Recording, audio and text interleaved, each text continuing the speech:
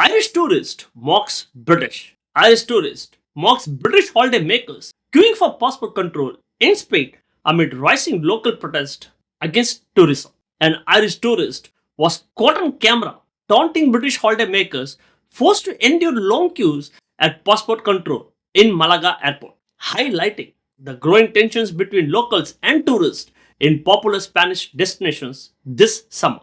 Now let's get into the story in detail on this AI podcast. Okay, let's Chris unpack this. We've got quite a stack of sources here, articles, reports, all detailing some, well, surprising and sometimes pretty tense experiences for British travelers heading to Europe for their holidays this summer. So, the mission today.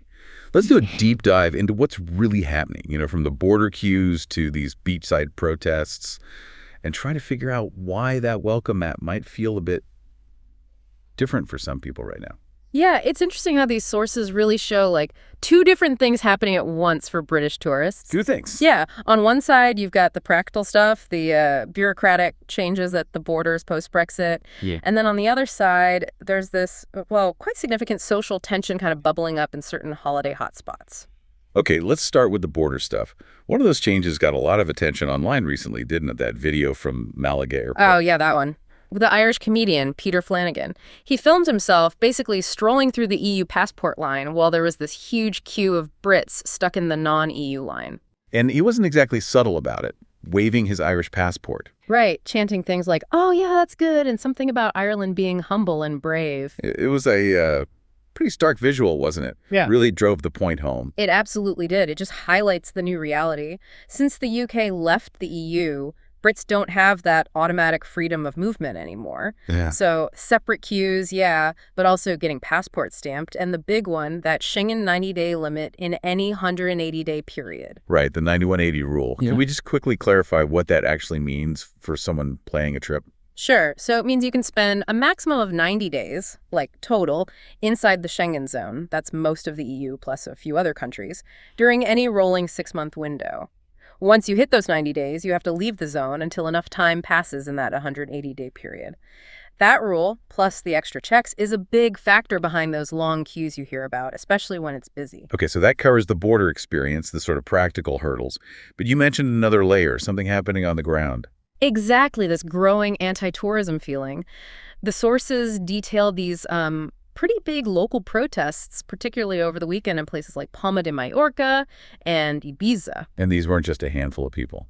I saw reports mentioning, over 30,000 marching in Mallorca? The scale is definitely notable, and their message was crystal clear. You saw signs saying, tourists go home, Mallorca is not your cash cow, things like that. Wow. Mallorca is not for sale. Yeah, that too. And some reports mention protesters using water pistols to symbolically spray tourists, which must feel pretty confrontational if you're just there on holiday. Gosh, yeah, incredibly unsettling.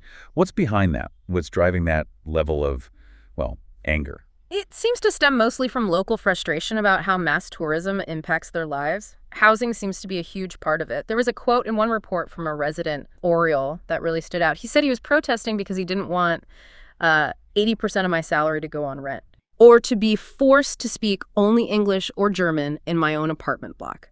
He talked about friends being priced out, basically, having to leave their own communities because they just can't afford rent anymore. So it's less about individual tourists, maybe, and more about the system, the economic pressure from, say, foreign investment, short-term rentals, that kind of thing, making life unaffordable for locals. Precisely. Some signs specifically targeted rich foreign property buyers. It directly links the sheer volume of tourism to these very real impacts on the quality of life for residents. Okay, wow. So putting it together, you've got these new, sometimes annoying post-Brexit border procedures, and then layered on top, this real social pushback driven by the economic and maybe cultural strains that locals feel from mass tourism. That's it exactly. These sources, taken together, really show how the whole dynamic of travel between the UK and popular EU spots is shifting. You're seeing both the bureaucratic hurdles, like those queues, and this quite raw social friction coming to the surface. So what's the takeaway here? This deep dive really shows two clear things. First, the practical side. British travelers facing new rules at the border, separate lines, passport stamps, that 9180-day limit. But second, and maybe more worryingly, this growing social friction, these big protests, the anger over housing and local identity.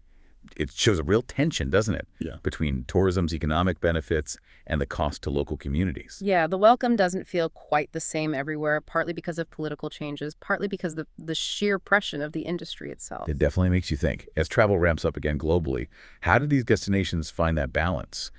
Keeping the economic gains from tourism, but also protecting the quality of life, the culture, for the people who actually live there. What does, I guess, responsible tourism even look like when you have this kind of local frustration boiling over? Something to keep mulling over, for sure. Is it fair for EU countries to enforce strict passport rules on British tourists, or is it a necessary consequence? Don't forget to comment it. Thanks.